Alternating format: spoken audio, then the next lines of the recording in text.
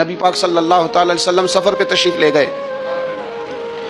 حضور علیہ السلام کی عادت کریمہ تھی جب سفر پہ جاتے تھے تو سب سے آخر میں ساری تیاری کر کے سامان سمیٹ کے سب سے آخر میں سیدہ فاطمہ الزہرا سے ملتے، پھر سفر شروع ہوتا. اور جب حضور واپس آتے تو سب سے پہلے سیدہ فاطمہ سے ملتے رضی اللہ تعالی. حضور کافی دنوں کے بعد سفر سے واپس آئے، لمبا سفر تھا. سیدہ فاطمہ الزہرا رضی اللہ تعالیٰ عنہ سے ملنے گئے. نبی پاک صلی اللہ تعالی علیہ وسلم کا چہرہ نور دیکھ کے تو سیدہ فاطمہ تڑپ کے روئیں، رو پڑی. حضور نے فرمایا فاطمہ کیا ہوا؟ عرض کرنے لگی یا رسول اللہ تھکاوٹ کے اثرات میں آپ کے چہرے پہ دیکھ رہی.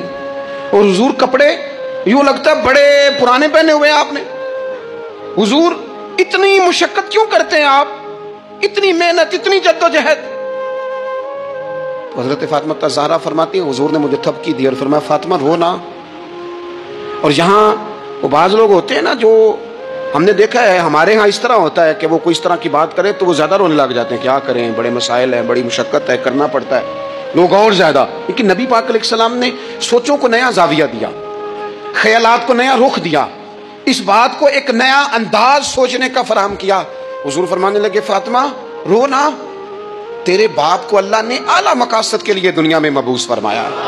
حضور فرمانے لگے فاطمہ کوئی گھر کچا، کوئی پکا، کوئی خیمہ ایسا نہیں بچے گا جہاں اللہ دین اسلام کو پہنچا نہیں دے گا.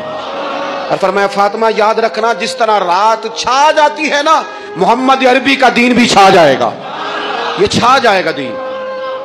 جس طرح رات چھا جاتی ہے یہ دین بھی چھا جائے گا. اور پھر دین چھا گیا، جگہ جگہ چھا گیا.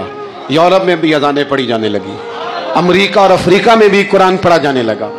جگہ جگہ جگہ جگہ رسول اللہ صلی اللہ علیہ وسلم کے دین کی بات ہونے لگی. کہا فاطمہ گھر کچا ہو یا پکا ہو، خیمہ ہو، ہر جگہ یہ دین پہنچے گا. اور دین پہنچا.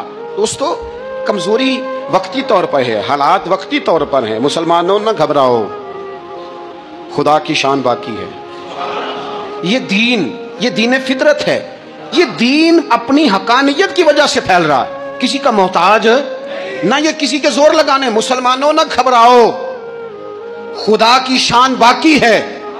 ابھی اسلام زندہ ہے، ابھی قرآن باقی ہے. یہ کافر کیا سمجھتے ہیں جو ہم سے روز الجھتے ہیں؟ ابھی تو کربلا کا آخری میدان باقی ہے، ابھی تو آخری میدان لگے گا میدان کربلا میں. اور فکر حسینی کے علمبردار میدان میں نکلیں گے، یزیدی سوچوں سے ٹکرائیں گے. اور بڑے سینے تیار ہیں جو اس کے لیے پوری جدوجہد کریں گے. ابھی تو کربلا کا آخری میدان باقی ہے. اپنی زندگی کے اندر قوت ارادی پیدا کریں.